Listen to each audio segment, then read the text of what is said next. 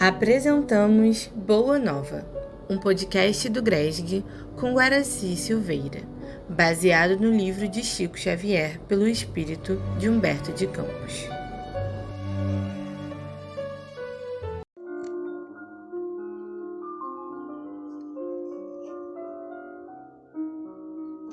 Olá, meus amigos, olá, minhas amigas. Hoje vamos conversar sobre o capítulo 4 do livro Boa Nova, editado pela FEB. O espírito é o Humberto de Campos, o médium Francisco Cândido Xavier. E o nome do capítulo é A Família Zebedeu. De antemão, podemos dizer que são os apóstolos Tiago e João, que eram irmãos e primos de Jesus. Aqui Humberto de Campos vai falar sobre o encontro deles e o convite para o apostolado. Então, meu amigo, minha amiga, se coloca aí como João e Tiago. Faço de conta, né?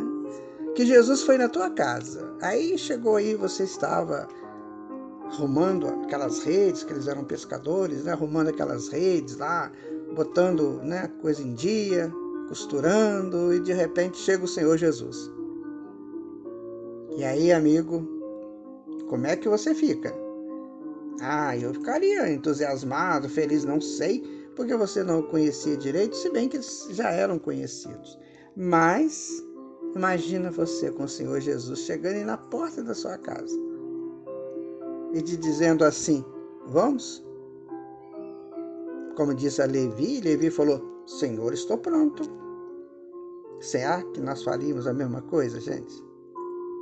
Na manhã que se seguiu a primeira manifestação da sua palavra defronte do Tiberíades, o mestre se aproximou dos dois jovens que pescavam nas margens e os convocou para o seu apostolado. Interessante que o Mar da Galileia, né? Ele tem nome de Mar da Galileia, tem nome de Lago de Genezaré e tem o nome de Tiberíades. Mar da Galileia porque ele está situado, né, na Galileia. Genezaré, a tradução de Genezaré é harpa. Então, se você pegar um mapa e olhar o lago de Genezaré, você vai ver que é uma harpa. Ele tem o formato de uma harpa. E Tiberíades foi porque Herodes queria homenagear o rei, né, de Roma, Tibério, e deu o nome de Tiberíades. Então todos três são iguais. Só que tem um detalhe: ele não é um mar, ele é um lago. Ele é abastecido pelo Rio Jordão. Então Jesus chega ali e fala para João e para Tiago. João era muito novo. Filhos de Zebedeu, disse bondoso, desejais participar das alegrias da Boa Nova? Tiago e João, que já conheciam as pregações do Batista e que o tinham ouvido na véspera, tomados de emoção, se lançaram para ele, transbordantes de alegria. Mestre, mestre, exclamavam felizes. Aí você vê o precursor, né? Então João e Tiago tinham ouvido a palavra da verdade e agora chegou para eles o amor. Isso chega para nós o tempo todo, minha gente. Porque nós moramos no universo, o universo é essa manifestação de verdade, de amor o tempo todo. Só que a gente não percebe. Estamos mais preocupados com os nossos afazeres diários e não percebe essas frequências tão suaves, sublimes da verdade e do amor. Então, como se fossem irmãos bem-amados que se encontrassem depois de longa ausência, tocados pela força do amor que se irradiava do Cristo, fonte inspiradora das mais profundas dedicações, falaram largamente da aventura de sua união perene no futuro, das esperanças com que deveriam avançar para o porvir, proclamando as belezas do esforço pelo Evangelho do Reino. Os dois rapazes galileus eram de temperamento apaixonado, profundamente generosos, tinham carinhosas e simples, ardentes e sinceras sinceridades das suas almas.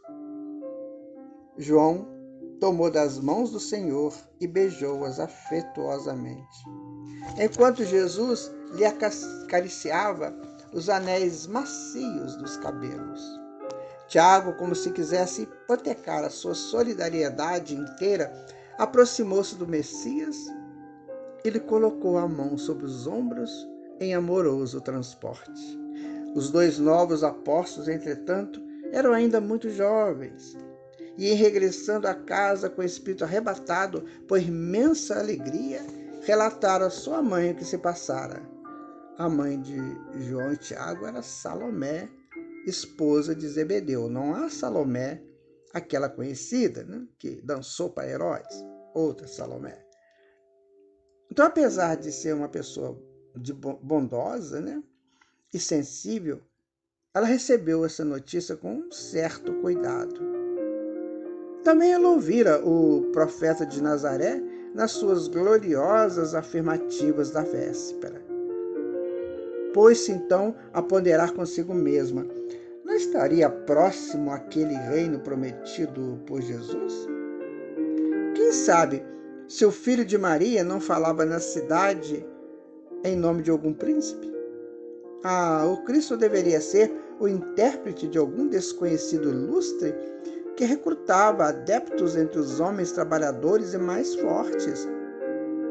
A quem seriam confiados os postos mais altos dentro da nova fundação? Seus filhos queridos bem os mereciam. Precisava agir enquanto era tempo. O povo já muito falava em revolução contra os romanos, e os comentadores mais indiscretos anteviam a queda próxima dos Antipas. O novo reinado estava próximo, e, alucinada pelos sonhos maternais, Salomé procurou o Messias no círculo dos seus primeiros discípulos.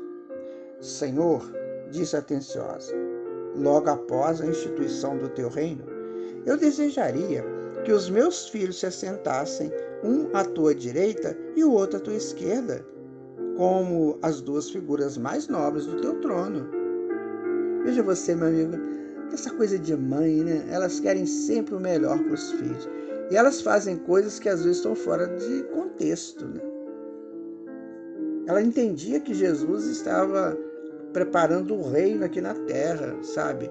Ali, imediatamente, arrebanhando pessoas, porque um grande príncipe provavelmente chegaria, né? ou ele mesmo.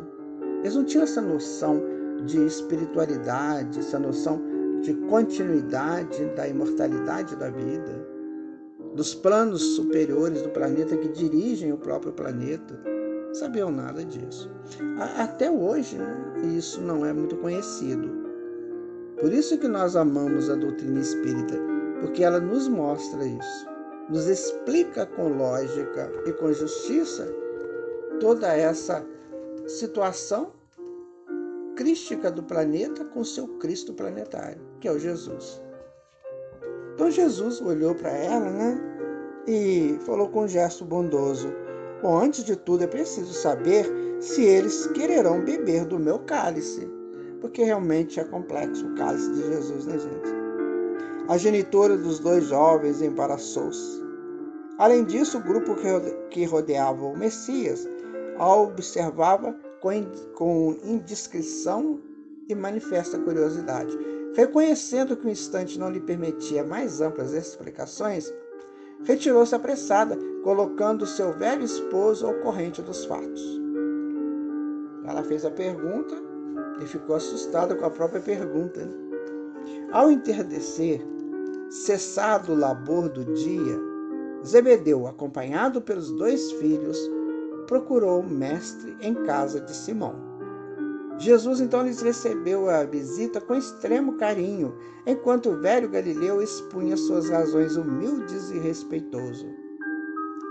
Zebedeu, respondeu-lhe Jesus, tu que conheces a lei e lhe guardas os preceitos no coração, sabes de algum profeta de Deus que no seu tempo fosse amado pelos homens do mundo?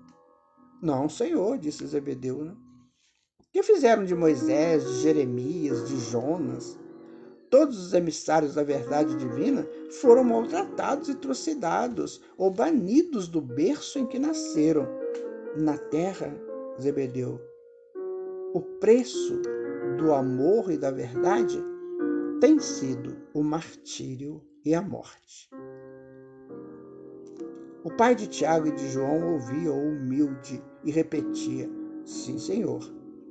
E Jesus, como se aproveitasse o momento para esclarecer todos os pontos em dúvida, continuou: o reino de Deus, Zebedeu, tem de ser fundado no coração das criaturas. O trabalho é árduo, e esse é o meu gozo. O sofrimento, o meu cálice. Mas o meu espírito se ilumina da sagrada certeza da vitória. Ai, que bom ter ouvido isso de Humberto de Campos. A sagrada certeza da vitória, minha gente. Então nós vamos vencer estando com Jesus. Nós vamos vencer. Isso é grandioso.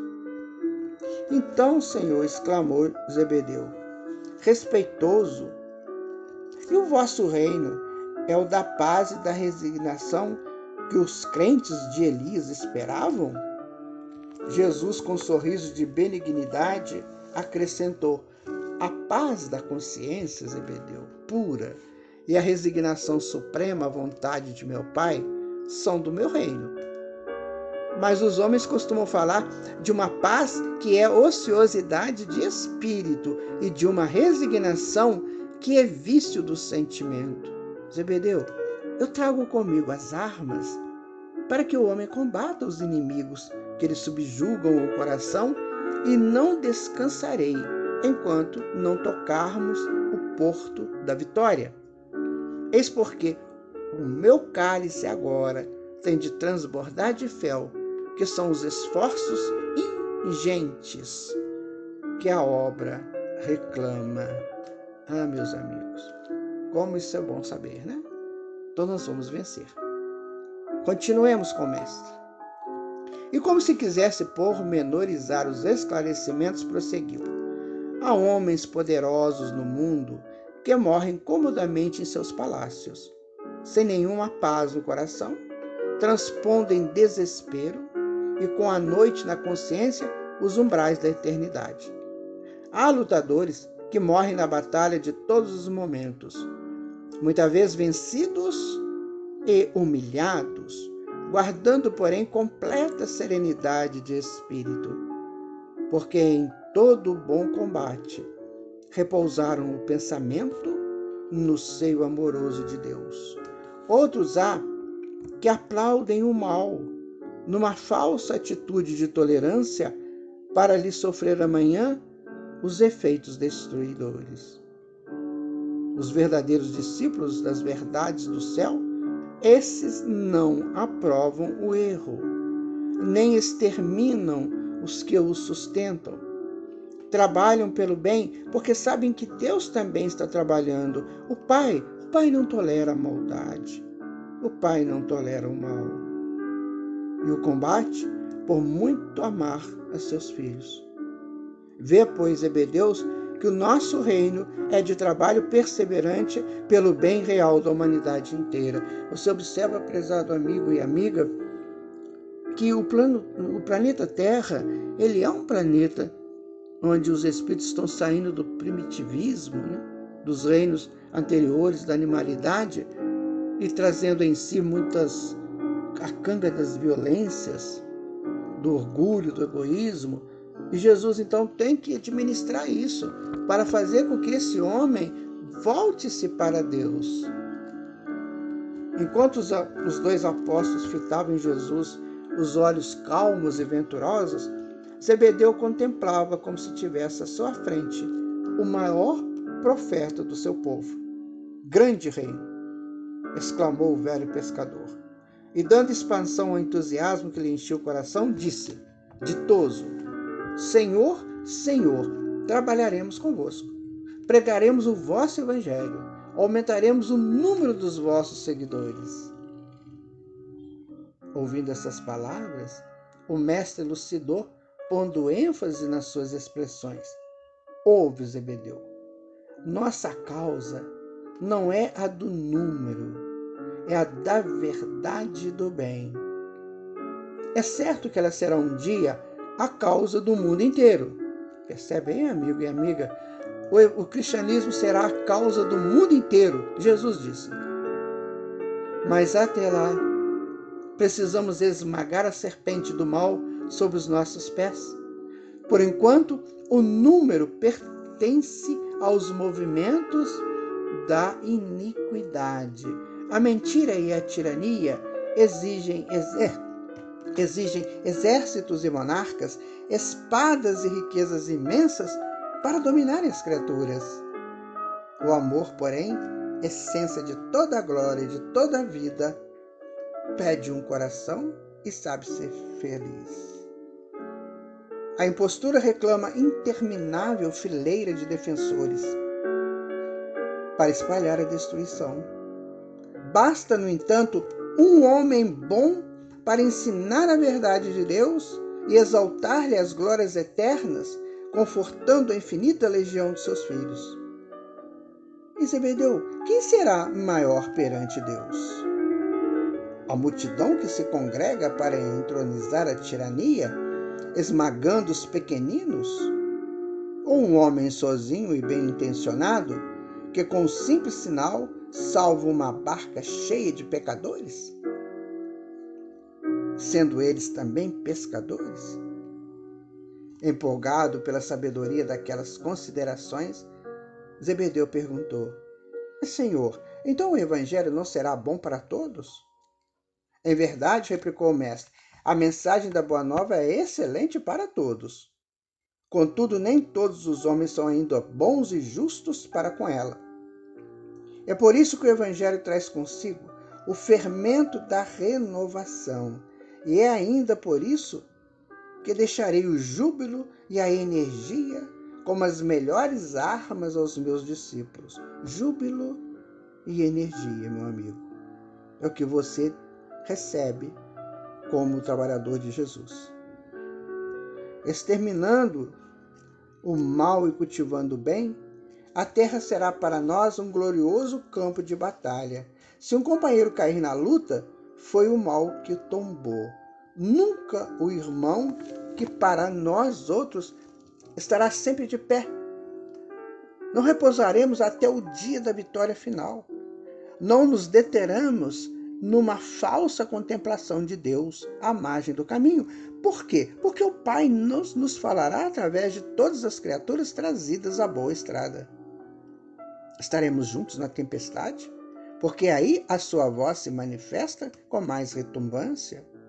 Alegrar-nos-emos nos instantes transitórios da dor e da derrota, porque aí o seu coração amoroso nos dirá: vem, filho meu, estou nos teus sofrimentos com a luz dos meus ensinos. Combateremos os deuses dos triunfos fáceis, porque sabemos que a obra do mundo pertence a Deus. Compreendendo que a sua sabedoria nos convoca para contemplá-la, edificando o seu reino de venturas sem fim no íntimo dos corações. Imagina você ouvindo Jesus falar isso, meu amigo, minha amiga? Te dá uma força, né? Jesus guardou silêncio por instantes. João e Tiago se lhe aproximaram magnetizados pelo seu olhar enérgico e carinhoso. Zebedeu, como se não pudesse resistir à própria emotividade, fechara os olhos com o peito oprimido de júbilo. Diante de si, num vasto futuro espiritual, via o reino de Jesus desdobrar-se ao infinito. Parecia ouvir a voz de Abraão e o eco grandioso da sua posteridade numerosa. Todos abençoavam o Mestre no hino glorificador. Até ali, seu velho coração conhecera a lei rígida e temera Jeová com a sua voz de trovão sobre as sarças de fogo. E Jesus lhe revelara o Pai carinhoso e amigo de seus filhos, que acolhe os velhos, os humildes, os derrotados da sorte, como a expressão de bondade sempre nova. E o velho pescador de Cafarnaum soltou as lágrimas que lhe arrebentavam no peito e ajoelhou-se, adiantando-se-lhe. Jesus exclamou: Levanta, Zebedeu, levanta. Os filhos de Deus vivem de pé para o bom combate. Avançando então dentro da pequena sala, o pai dos apóstolos tomou a destra do mestre e a umedeceu com as suas lágrimas de felicidade e de reconhecimento, murmurando: Senhor, meus filhos são vossos. Jesus, atraindo docemente o coração, lhe afagou os cabelos brancos, dizendo: Chora, Zebedeu, porque as tuas lágrimas de hoje são formosas e benditas. Temias a Deus, agora o amas.